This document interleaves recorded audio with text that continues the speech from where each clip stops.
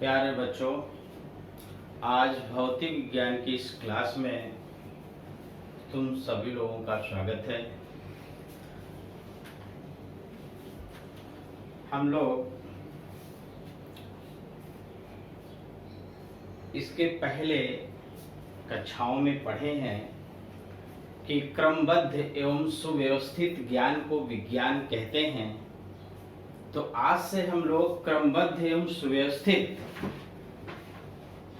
अध्ययन करेंगे, जिसके लिए आप लोग इस हमारे वीडियो को लाइक और सब्सक्राइब करेंगे, ताकि जो भी वीडियो आगे हम बनाएं वो आप तक पहुंचे और आप क्रमबद्ध पूर्वक भौतिक विज्ञान का अध्ययन कर सकें। सूर्य से हमें प्रकाश ऊर्जा प्राप्त होती है, प्रकाश प्राप्त होता है, जो छोटे छोटे बंडलों या पैकेटों के रूप में आता है, जिसे हम फोटॉन या क्वांटा कहते हैं। और सूर्य से प्रकाश को पृथ्वी तक आने में लगभग 8 मिनट का समय लगता है और प्रकाश की चाल 3 × 10⁸ मीटर प्रति सेकंड होती है। तो आज हम लोग प्रकाश के विषय में अध्ययन करेंगे। प्रकाश, लाइट,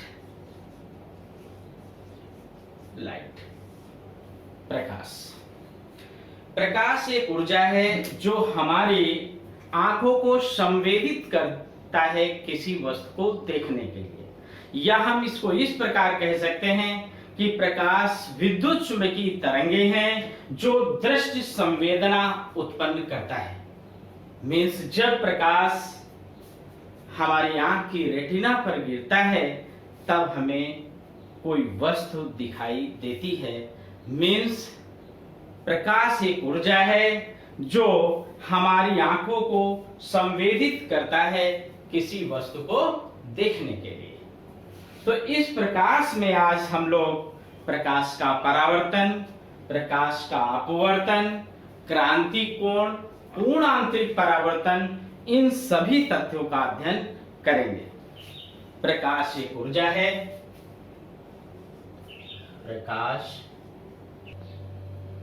प्रकाश एक ऊर्जा है जो हमारी आंखों को संवेदित करता है किसी वस्तु को देखने के लिए, या इसको हम इस प्रकार कह सकते हैं, प्रकाश विद्युत चुंबकीय तरंगे हैं जो दृष्टि संवेदना उत्पन्न करती हैं।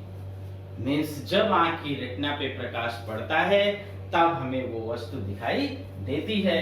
प्रकाश विद्युत चुंबकीय तरंगे हैं, ऐसी तरंगे जिनको संचरित होने के लिए माध्यम की आवश्यकता नहीं होती है, उन्हें हम विद्युत चुंबकीय तरंगे कहते हैं। ऐसी तरंगे जिनको चलने के लिए माध्यम की आवश्यकता नहीं होती है, उन्हें हम विद्युत चुंबकीय तरंगे कहते हैं। प्रकाश एक विद्युत चुंबकीय तरंगे हैं।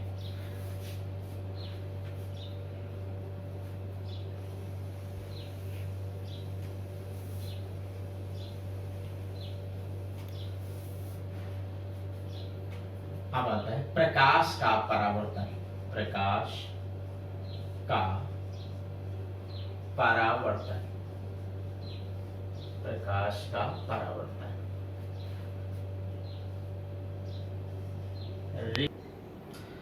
प्रकाश का परावर्तन, रिफ्लेक्शन ऑफ लाइट। रिफ्लेक्शन, परावर्तन। प्रकाश का किसी सतह से टकराने के बाद उसी माध्यम में वापस लौटने की घटना को प्रकाश का परावर्तन कहते हैं। जैसे ये हमने मान लिया, जिस सतह से प्रकाश वापस जाता है, टकराने के बाद वापस जाता है, उस तल को हम परावर्तक तल कहते हैं। वर्तक तल।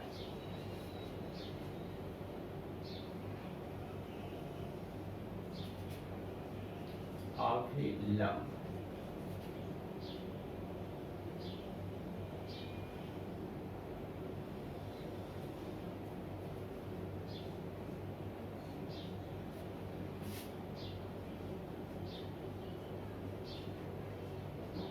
आपतित किरण, परावर्तित किरण, और ये बिंदु होता है आपतन बिंदु। आपतन बिंदु, हाँ, ये परावर्तक तल है जिसको हम कोई सतह कहते हैं। तो कहते हैं प्रकाश का किसी सतह से टकराने के बाद वापस उसी माध्यम में लौट जाने की घटना को प्रकाश का परावर्तन कहते हैं। प्रकाश का किसी सतह से टकराकर वापस उसी माध्यम में लौट जाने की घटना को प्रकाश का परावर्तन कहते हैं। अब इसमें कुछ चीजें हैं, जैसे नंबर 1, आपतित किरण क्या होती है? आपतित किरण।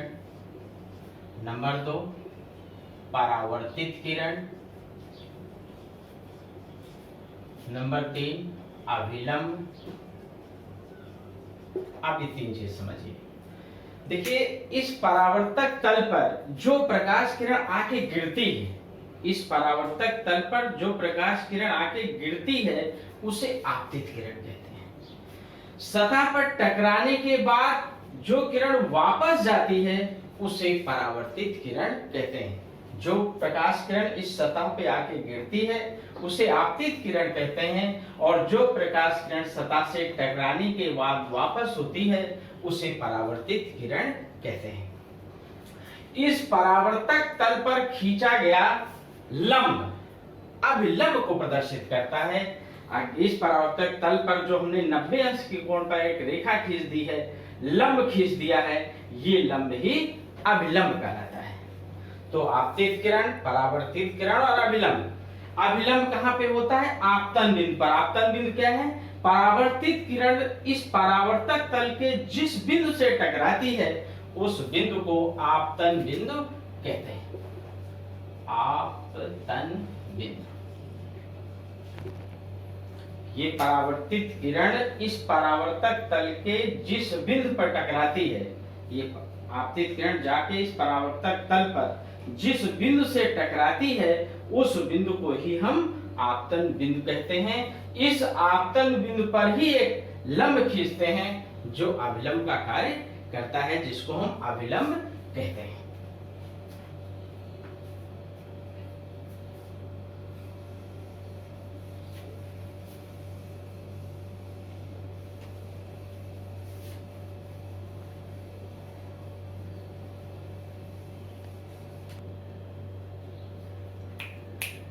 अब देखिए आपतन कोण और परावर्तन कोण।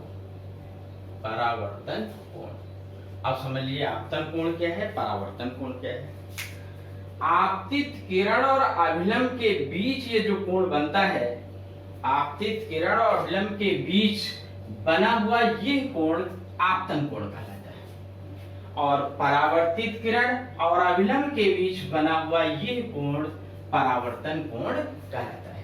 आपतन कोण अभिलंब और आपतित किरण के बीच बनता है, ये कोण नहीं होता, जो तल से लेते हैं ये नहीं होता है। आपतित किरण और अभिलंब के बीच का ये कोण आपतन कोण, और परावर्तित किरण और अभिलंब के बीच ये बना हुआ कोण परावर्तन कोण कहलाता है। यहाँ पर आपतन कोण को I से और परावर्तन कोण को R से प्रदर्शित करते हैं।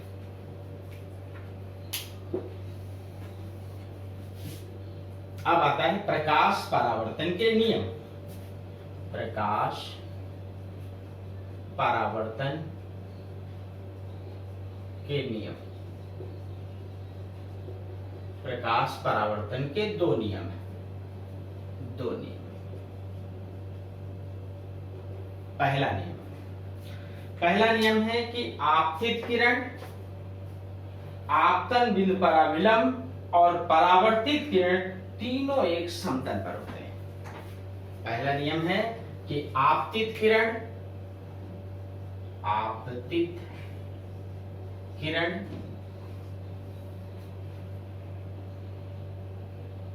कामा परावर्तित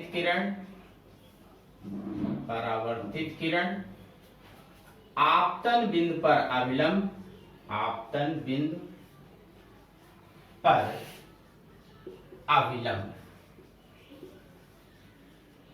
तीनों एक समतल पर होते हैं। ये पहला नियम हो गया। दूसरा नियम कि यह आपतन कोण सदैव परावर्तन कोण के बराबर होता है। आपतन कोण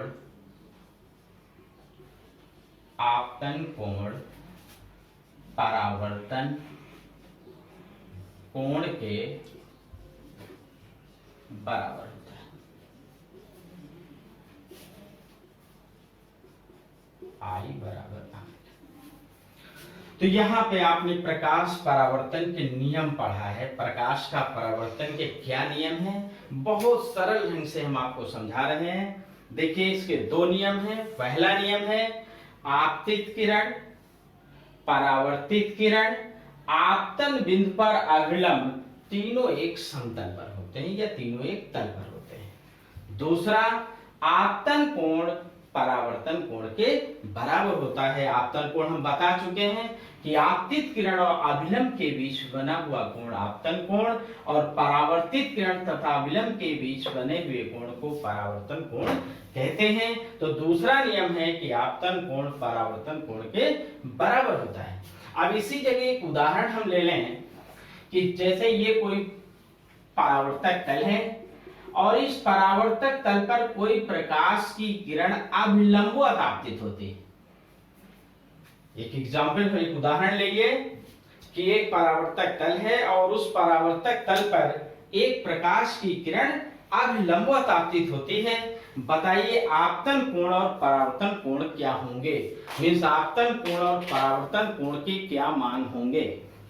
अब देखिए जब किसी परावर्तक तल पर कोई प्रकाश किरण अभिलंबवत आपतित होती है तो वो जिस मार्ग से आती है परावर्तक तल से टकराने के बाद उसी माध्यम से वापस चली जाती है। ये आई और ये वापस चली गई। तो यहां पर ये रेखा ही आपतित किरण का भी कार्य कर रही है, यही रेखा परावर्तित किरण का भी कार्य कर रही है और यही रेखा अभिलंब का भी कार्य कर रही है। इसका मतलब कि यहां पर यही अभिलंब है, यही आपतित किरण है, यही परावर्तित किरण है। इसका मतलब इस किरण का इस किरण के बीच बना हुआ कोण शून्य होगा, क्योंकि आपतित किरण यही है, अभिलंब भी यही है, इसलिए आपतित किरण अभिलंब के बीच का बना कोण शून्य होगा, मींस आई का मान शून्य होगा। और यही परावर्तित किरण का भी काम करती है, इसलिए परावर्तित किरण अभिलंब के बीच बना हुआ कोण आर भी शून्य होगा। अर्थात इस दशा में आई और आर बराबर होंगे और इनका मान शून्य होगा। अब प्रश्न आता है कि ये परावर्तन हम क्यों पढ़ते हैं, क्या जरूरत है परावर्तन की।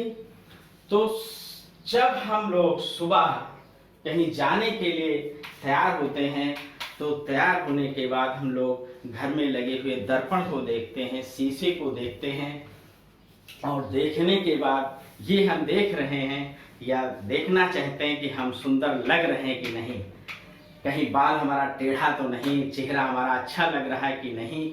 वो क्या है, वो परावर्तन है। क्योंकि जब आप शीशे के सामने खड़े होते हैं, दर्पण के सामने खड़े होते हैं तो सूर्य से आके प्रकाश, सूर्य मीन्स यहाँ बल्ब से आया हुआ प्रकाश दर्पण पे पड़ता है, दर्पण पड़ने के बाद आपके चेहरे पे पड़ता है तो आपको आपके चेहरे की चमक उसमें दिखाई देती है।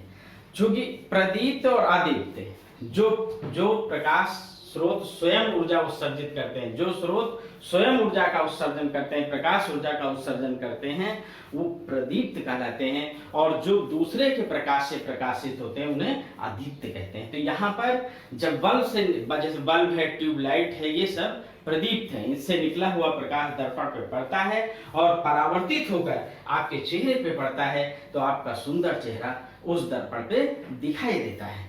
तो ये परावर्तन का बहुत अच्छा उदाहरण है। जहां पर प्रकाश का परावर्तन नहीं होता है वहां अंधेरा हो जाता है। जैसे ब्लैक होल में प्रकाश का परावर्तन नहीं होता है, वहां प्रकाश सोख लिया जाता है। तो ये था प्रकाश का परावर्तन और प्रकाश परावर्तन के नियम दोबारा फिर से देख लिए, प्रकाश परावर्तन के दो नियम हैं।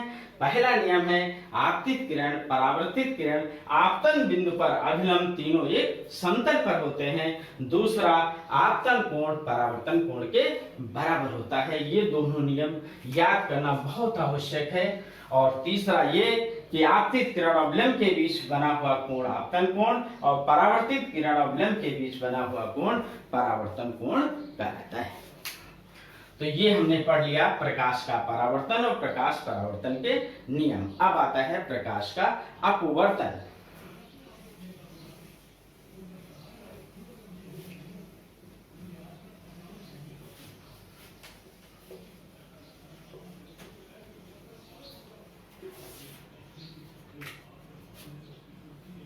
प्रकाश का अपवर्तन, अपवर्तन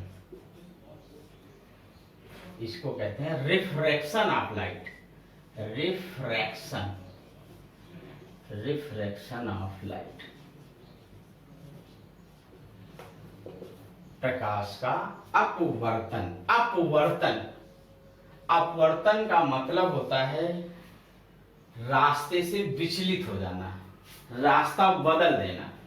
इस अपवर्तन रिफ्रैक्शन का मतलब हुआ, अपवर्तन का मतलब हुआ रास्ता बदल देना, रास्ते से विचलित हो जाना। तो अब सुनिए प्रकाश का अपवर्तन किसे कहते हैं।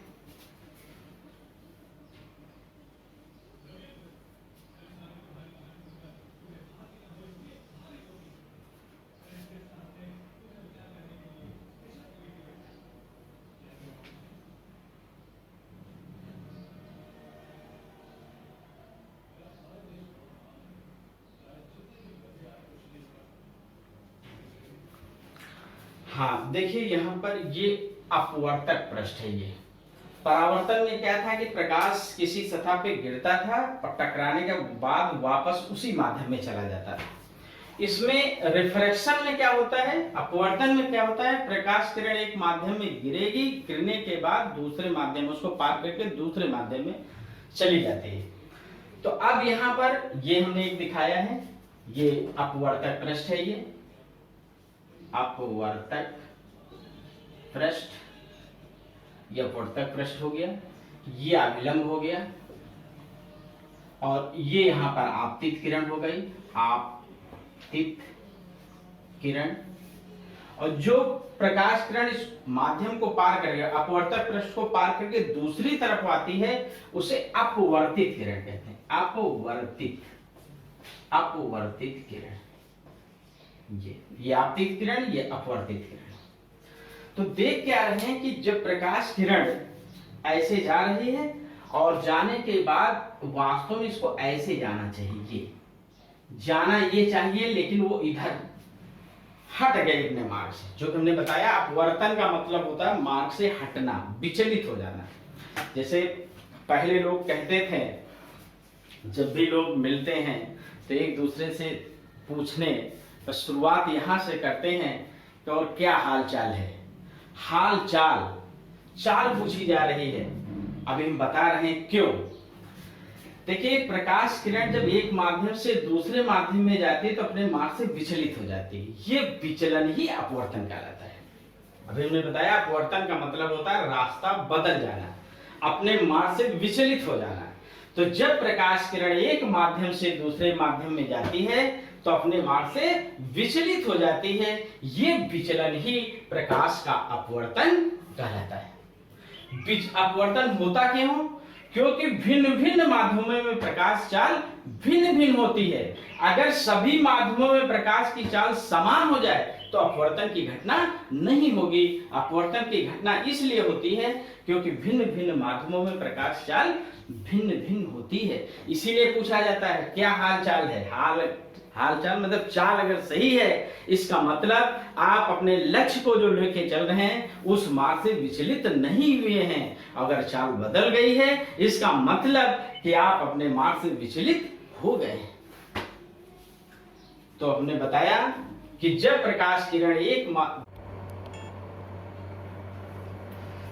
तो देखिए हमने बताया कि जब प्रकाश की किरण एक माध्यम से दूसरे माध्यम में जाती है तो वो अपने मार्ग से विचलित हो जाती है। ये विचलन ही प्रकाश का अपवर्तन कहलाता है। जब प्रकाश की किरण एक माध्यम से दूसरे माध्यम में जाती है तो वो अपने मार्ग से विचलित हो जाती है। यह विचलन ही प्रकाश का अपवर्तन कहलाता है। ये देखिए विचलन हमने दिखाया है, प्रकाश किरण जा रही थी, वास्तव में से सीधा जाना चाहिए लेकिन गई नहीं, ये इधर विचलित हो गई। या इसी चीज को, इसी अपवर्तन की परिभाषा को हम इस प्रकार भी कह सकते हैं कि जब प्रकाश की किरण विरल माध्यम से सघन माध्यम में जाती है तो वो अपने मार्ग से विचलित हो जाती है, जिसे प्रकाश का अपवर्तन कहते हैं। अभी हमने बताया था कि अपवर्तन का क्या कारण है, तो उसमें हमने बताया था कि भिन्न भिन्न माध्यमों में प्रकाश चाल भिन्न भिन्न होती है, इसलिए अपवर्तन की घटना होती है। अगर सभी माध्यमों में प्रकाश चाल समान हो जाए तो अपवर्तन की घटना नहीं होगी। अपवर्तन की क्रिया में प्रकाश की आवृत्ति नहीं बदलती है, जबकि प्रकाश की तरंगदैर्घ्य और प्रकाश की चाल मीन्स वेग बदल जाता है। तो ये पॉइंट भी आपको याद रखना है कि अपवर्तन की क्रिया में क्या चीज नहीं बदलती है। तो प्रकाश अपवर्तन की क्रिया में आवृत्ति, प्रकाश की आवृत्ति नहीं बदलती है, इसे नोट रखना है, याद करना है। और प्रकाश की तरंगदैर्घ्य और प्रकाश का वेग मीन्स चाल बदल जाती है।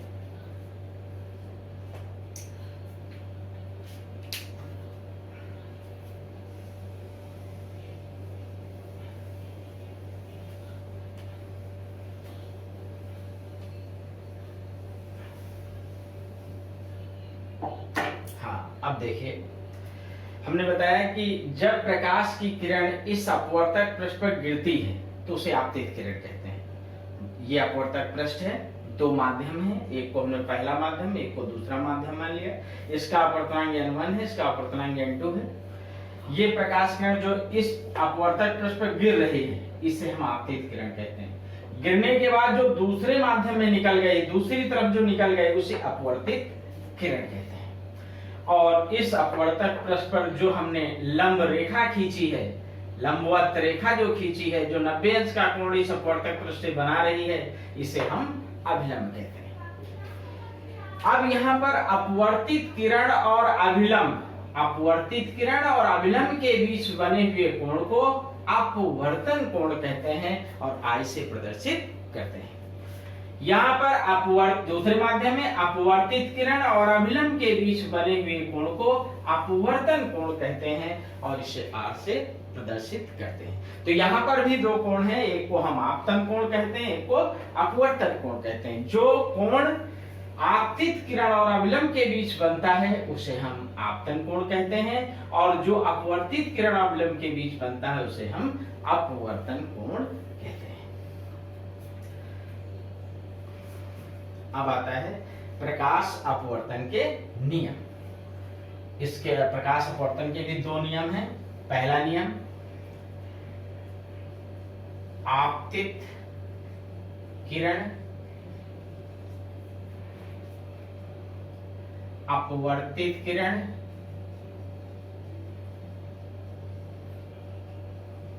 तथा आपतन बिंदु पर अभिलंब। यहां पर भी ये आपतन बिंदु है, ये आपतन बिंदु। आपतन बिंदु कौन सा बिंदु है?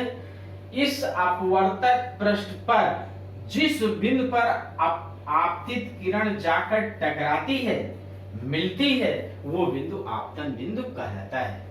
इस अपवर्तक पृष्ठ पर ये आपतित किरण जिस बिंदु पर जाके गिरती है या टकराती है, वो बिंदु आपतन बिंदु कहलाता है। तो हमने लिखा पहला नियम, प्रकाश अपवर्तन के दो नियम हैं। पहला नियम, आपतित किरण अपवर्तित किरण तथा आपतन बिंदु पर अभिलंब तीनों एक तल पर होते हैं, एक तल पर होते हैं। दूसरा नियम, निश्चित तरंगदैर्घ्य के लिए, निश्चित तरंगदैर्घ्य के लिए आपतन कोण की जा, आपतन कोण की ज्या, ज्या मीन साइन, और अपवर्तन, अपवर्तन कोण की ज्या मीन साइन। आपतन कोण की ज्या, निश्चित तरंगदैर्घ्य के लिए, निश्चित तरंगदैर्घ्य के लिए आपतन कोण की ज्या और अपवर्तन कोण की ज्या का अनुपात, अपवर्तन कोण की ज्या का अनुपात एक नियतांक होता है, एक नियतांक होता है। Sine i upon sine r equal to constant.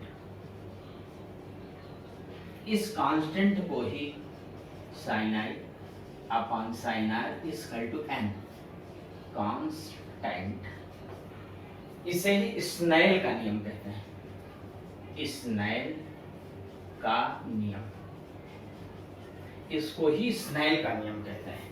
बहुत इंपॉर्टेंट है, बहुत पूछा जाता है कि निश्चित तरंगदैर्घ्य के लिए, निश्चित तरंगदैर्घ्य के लिए, निश्चित तरंगदैर्घ्य के प्रकाश के लिए, निश्चित तरंगदैर्घ्य के प्रकाश के लिए, निश्चित तरंगदैर्घ्य के प्रकाश के लिए आपतन कोण की ज्या और अपवर्तन कोण की ज्या का अनुपात एक नियतांक होता है, एक नियतांक होता है।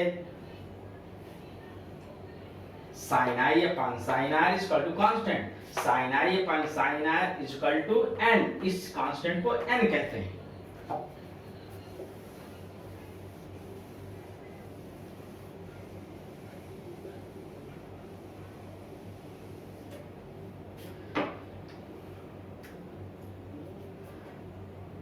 इस नियतांक को ही माध्यम का अपवर्तनांक कहते हैं, अपवर्तनांक कहते हैं,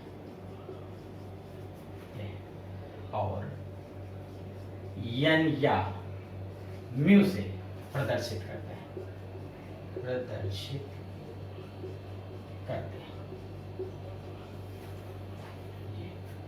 ये हो गया sine i upon sine r equal to N.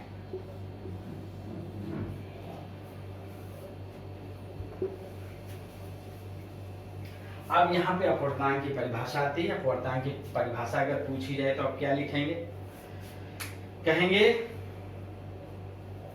निश्चित तरंगदैर्घ्य के प्रकाश के लिए आपतन कोण की ज्या और अपवर्तन कोण की ज्या का अनुपात एक नियतांक होता है। इस नियतांक को ही माध्यम का अपवर्तनांक कहते हैं, और अपवर्तनांक का कोई मात्रक नहीं होता। अपवर्तनांक का कोई मात्रक नहीं होता। तो ये समझ में आ गया। प्रकाश अपवर्तन के दो नियम होते हैं, दोनों नियम हमने बता दिया। अपवर्तनांक की परिभाषा भी हमने बता दी, दोबारा फिर से सुन लीजिए। निश्चित तरंगदैर्घ्य के लिए या निश्चित तरंगदैर्घ्य के प्रकाश के लिए आपतन कोण की ज्या और अपवर्तन कोण की ज्या का अनुपात एक नियतांक होता है। इस नियतांक को ही माध्यम का अपवर्तनांक कहते हैं। परिभाषा लिख लीजिए अपवर्तनांक की। अपवर्तनांक की परिभाषा, अपवर्तनांक, देखिए अपवर्तनांक की परिभाषा, निश्चित तरंगदैर्घ्य के प्रकाश के लिए आपतन कोण की ज्या एवं अपवर्तन कोण की ज्या निश्चित तरंगदैर्घ्य प्रकाश के लिए आपतन कोण की ज्या और एवं अपवर्तन कोण की ज्या का अनुपात एक नियतांक होता है। इस नियतांक को ही माध्यम का अपवर्तनांक कहते हैं। ये अपवर्तनांक की परिभाषा है। अपवर्तनांक अनुपातिक राशि, इसका कोई मात्रक नहीं होता है। तो निश्चित तरंगदैर्घ्य प्रकाश के लिए आपतन कोण की ज्या और अपवर्तन कोण की ज्या का अनुपात एक नियतांक होता है। इस नियतांक को ही माध्यम का अपवर्तनांक कहते हैं। n या म्यू से प्रदर्शित करते हैं और लिखते हैं sin i upon sin r equal to n।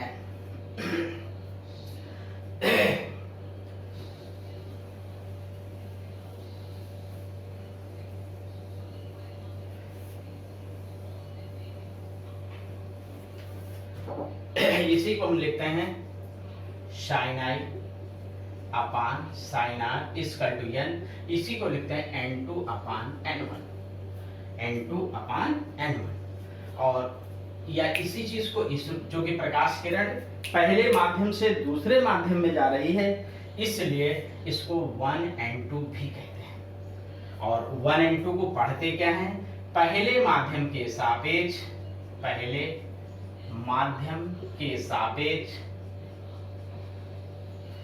दूसरे माध्यम का अपवर्तनांक, तो ये होता है sin i upon sin r equal to 1n2 और इक्वल टू होता है n2 बटे n1। मीन्स दूसरे माध्यम का अपवर्तनांक बटे पहले माध्यम का अपवर्तनांक। अब यहीं पर आता है निरपेक्ष अपवर्तनांक। क्या होता है? निर्वात के सापेक्ष किसी माध्यम के अपवर्तनांक को निरपेक्ष अपवर्तनांक कहते हैं। निर्वात के सापेक्ष, निर्वात के सापेक्ष, निर्वात के सापेक्ष किसी माध्यम के अपवर्तनांक को निर्वात के सापेक्ष किसी माध्यम के अपवर्तनांक को निरपेक्ष अपवर्तनांक कहते हैं। निरपेक्ष अपवर्तनांक कहते हैं। ये भी बहुत पूछा जाता है, ये भी याद होना चाहिए कि निर्वात के सापेक्ष किसी माध्यम के अपवर्तनांक को निरपेक्ष अपवर्तनांक कहते हैं। यहाँ पर n1 और n2 दो अपवर्तनांक लिए गए हैं। n1 व n2 को प्रथम व द्वितीय माध्यम के निरपेक्ष अपवर्तनांक कहते हैं। n1 और n2 को प्रथम व द्वितीय माध्यम के निरपेक्ष अपवर्तनांक कहते हैं। तो ये हो गया।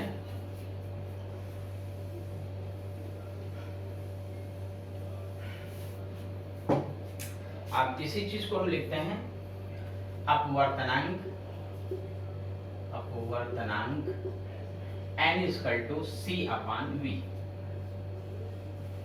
c upon v। y या निर्वात में प्रकाश की चाल बटे किसी माध्यम में प्रकाश चाल, माध्यम में प्रकाश की चाल v equal to c upon n। और c क्या है? y या निर्वात में प्रकाश की चाल और n है माध्यम का अपवर्तनांक। तो ये हुआ किसी माध्यम में प्रकाश की चाल v बराबर c अपान n। c है y या निर्वात में प्रकाश की चाल और जो n है माध्यम का अपवर्तनांक।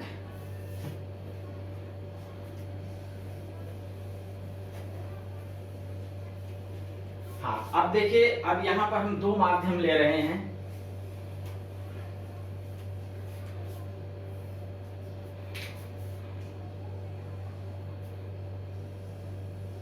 ये हमने मान लिया विरल माध्यम, विरल माध्यम, और इसको हमने मान लिया सघन माध्यम, विरल माध्यम और सघन माध्यम। देखिए, जब प्रकाश की किरण विरल माध्यम से सघन माध्यम में जाती है तो अवलंब की ओर झुक जाती है। जब प्रकाश की किरण विरल माध्यम से सघन माध्यम में जाती है तो अवलंब की ओर झुक जाती है, और जब प्रकाश की किरण सघन माध्यम से विरल माध्यम में जाती है तो अवलंब से दूर हटती है। अब दोनों को हम प्रूव करेंगे कि कैसे प्रकाश किरण जब विरल माध्यम से सघन माध्यम में जाती है तो अवलंब की ओर झुकती है, और कैसे जब सघन माध्यम से विरल माध्यम में जाती है तो अवलंब से दूर हटती है।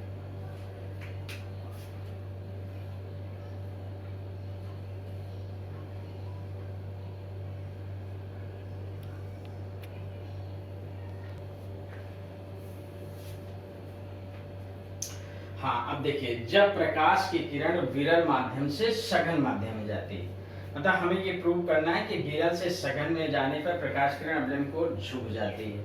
कैसे? ये मान लिया प्रकाश किरण विरल माध्यम से सघन माध्यम में जा रही है।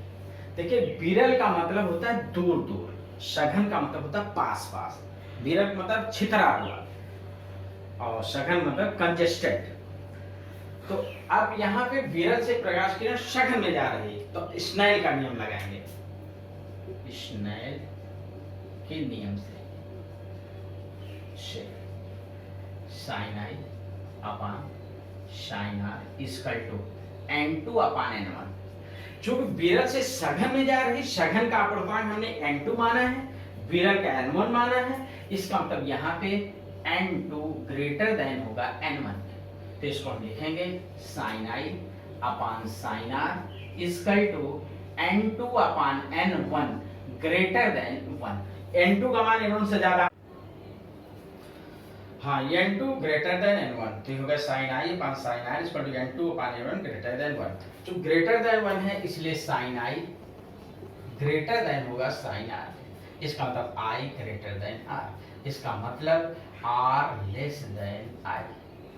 आई का मान आर से ज्यादा है, इसका मतलब आर का मान आई से कम है। आर का मान आई से कम है, इसका मतलब कि अपवर्तित किरण अभिलंब की ओर झुक जाएगी। आर का मान आई से कम है, इसका मतलब कि जब आपतित किरण अपवर्तित होगी तो वो अभिलंब की ओर झुक जाएगी। अतः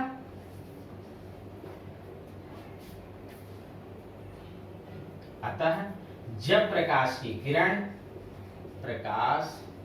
किरण विरल माध्यम से सघन माध्यम में जाती है, सघन माध्यम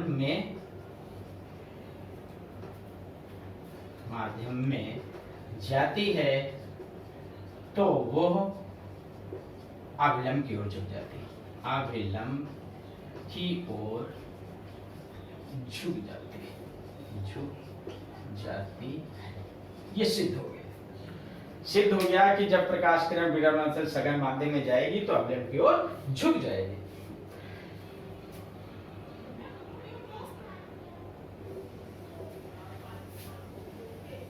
आप देखिए, अब आता है जब प्रकाश की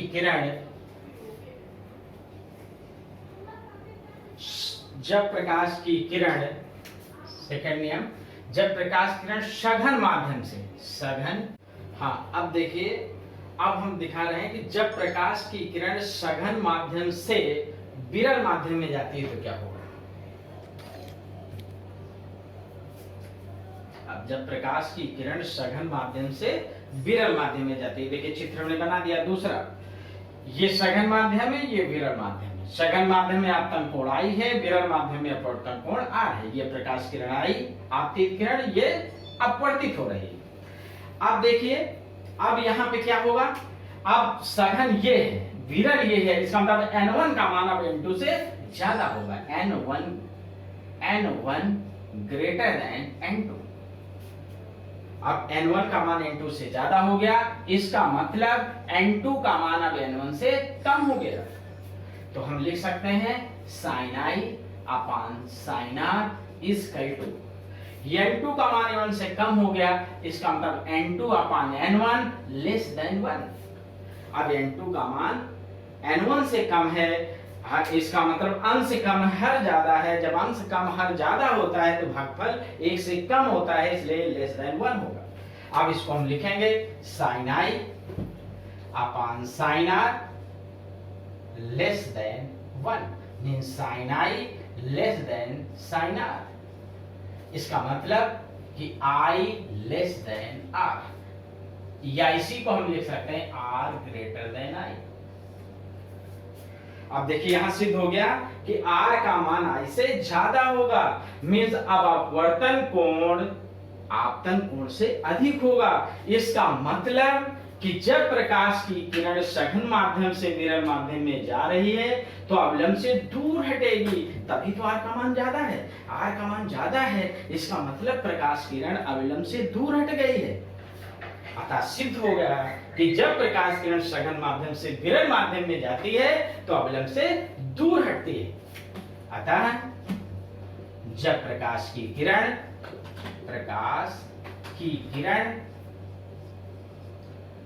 सघन माध्यम से विरल माध्यम में जाती है तब वो अविलंब से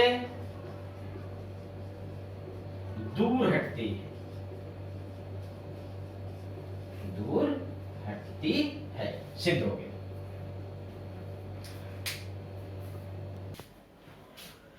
हाँ, अब देखिए हम अपवर्तन रिफ्रैक्शन के कुछ एग्जाम्पल आपको बता रहे हैं, उदाहरण कुछ बता रहे हैं जो कि आप दैनिक जीवन में देखते हैं लेकिन उस चीज का आभास नहीं करते हैं। तो इस अपवर्तन से संबंधित कुछ उदाहरण हैं। जैसे पहला उदाहरण है कि पानी में डूबी पेन या छड़ या पेंसिल टेढ़ी दिखाई देती है। जब पानी में कोई छड़ या पेन या पेंसिल हम डाल देते हैं तो टेढ़ी दिखाई देती है। देखिए उसका एक उदाहरण हम करके दिखा रहे हैं आपको।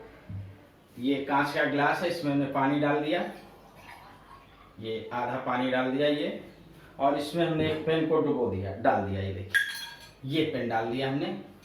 तो इसमें हम देख क्या रहे हैं कि इस पेन का इतना भाग, ये देखिए इतना भाग डूबा हुआ है, ये इतना भाग इसमें डूबा हुआ है ये, और इसका ये इतना भाग बाहर निकला हुआ है। अब देखिए ये उदाहरण हम तीसरा आपको समझा रहे हैं कि अगर आप पानी में पेन को डाल दिए हैं तो इतना ये भाग डूबा हुआ भाग पेन का टेढ़ा दिखाई दे रहा है, जबकि वास्तविकता ऐसा नहीं है। वास्तविक रूप से पेन बिल्कुल सीधी है। इसका मतलब ये क्या है? भ्रम है, भ्रम, केवल भ्रम। तो देखिए कैसे जितना भाग पानी में डूबा हुआ है सघन माध्यम में, और पानी के ऊपर जो ये खाली स्थान है ये विरल माध्यम है। इसका मतलब ये विरल माध्यम पेन का जो ऊपरी भाग इतना है इसमें रिफ्लेक्शन हो रहा है, रिफ्लेक्शन, परावर्तन, और जल के अंदर जितना पेन का डूबा हुआ भाग है इसमें रिफ्रैक्शन है, रिफ्रैक्शन। इसका मतलब प्रकाश किरण जब विरल माध्यम से सघन माध्यम में जा रही है तो अवलंब की ओर झुक जाती है। इस भ्रम के कारण हमें पेन का ये नीचे का भाग टेढ़ा दिखाई देता है, जबकि इस खुले हुए भाग में रिफ्लेक्शन होता है और डूबे हुए भाग में रिफ्रैक्शन होता है, और पेन के टेढ़े होने का भ्रम होता है, जबकि वास्तविकता यह है कि पेन टेढ़ी नहीं है। केवल जब प्रकाश की किरण विरल माध्यम से सघन माध्यम में जाती है तो अवलंब की ओर झुक जाती है, और इसका भ्रम हो जाता है कि पेन टेढ़ी है, जबकि वास्तविकता में यह टेढ़ी नहीं है। इसमें रिफ्रैक्शन हो रहा है, इसमें रिफ्लेक्शन हो रहा है। अभी हम प्रूव करेंगे कि पानी में सिक्के का उठा होना, जब हम पानी में सिक्के को डालते हैं तो थोड़ा ऊपर उठा हुआ दिखाई देता है। ठीक उसी प्रकार का भ्रम यहाँ पर भी है। ये है इस तरह, ये है ग्लास, ये पानी भरा हुआ है, ये पेन डूबा हुआ है, ये टेढ़ा आपको दिखाई दे रहा है पेन, ये इस तरह का दिखाई दे रहा है। ये तो इसका ये जो भाग है इसमें रिफ्लेक्शन हो रहा है, रिफ्लेक्शन, और इसका ये जो भाग है इसमें है रिफ्रैक्शन, इसका मतलब परावर्तन और इसका मतलब अपवर्तन। ये भ्रम है, और इस तरह ये पेन हमें टेढ़ी दिखाई देती है। तारे का टिमटिमाना, तारा टिमटिमाता दिखाई देता है, इसमें होता है वायुमंडलीय अपवर्तन। ये वायुमंडलीय अपवर्तन के कारण तारे हमें टिमटिमाते हुए दिखाई देते हैं। पानी में सिक्के का उठा होना, देखिए इसमें क्या है, जैसे मान लीजिए ये पानी है, ये पानी भरा हुआ है, ये पानी भरा हुआ है, हमने सिक्का एक डाल दिया, मान लीजिए यहाँ आके सिक्का रुक गया, ये तो इसमें एक प्रकाश किरण ये जा रही है, ये अविलंब हो गया, ये अविलंब हो गया, ये सघन माध्यम हो गया, ये विरल माध्यम हो गया, ये पानी भरा हुआ है यहाँ पे, ये सघन माध्यम में ये कोण बना है। आप जानते हैं कि सघन माध्यम से जब प्रकाश किरण विरल माध्यम में जाती है तो अविलंब, ये अविलंब है, अविलंब से दूर हट रही है, ये अविलंब है, अविलंब इस अविलंब से दूर हो रही है, यहां जा रही है, ऐसे बाहर चली जाएगी, कोई प्रतिबिंब नहीं बनेगा। प्रतिबिंब बनाने के लिए इसको हम पीछे की तरफ बढ़ाएंगे, ये और ये प्रतिबिंब यहाँ पे आके बनता है, जबकि वास्तविक ऑब्जेक्ट यहाँ पे है, ऑब्जेक्ट यहाँ पे है, वस्तु यहाँ पे है, सिक्का यहाँ पे है, सिक्का यहाँ पे है और प्रतिबिंब उसका यहाँ बन रहा है, ये प्रतिबिंब है सिक्के का। ऊपर से यहाँ सी से, यहाँ से हम देख रहे हैं, ये आंख है हमारी, जो सिक्का हमने डाला उसको देख रही है और प्रतिबिंब यहाँ दिखाई दे रहा है, जबकि वास्तविकता ये है। वास्तविकता क्यों ये सिक्का यहाँ पड़ा हुआ दिखाई यहाँ क्यों दे रहा है? क्योंकि जब प्रकाश किरण चलती है सघन माध्यम से विरल माध्यम में तो अविलंब से दूर हट जाती है, दूर होने के कारण एक आभासी ये प्रतिबिंब हमें दिखाई देता है जो कि उठा हुआ होता है। तो वास्तव में ये सारे उदाहरण किसके हैं? रिफ्लेक्शन के हैं और मात्र एक भ्रम है जिसकी वजह से ये सारी घटनाएं हमें दिखाई देती हैं। धन्यवाद।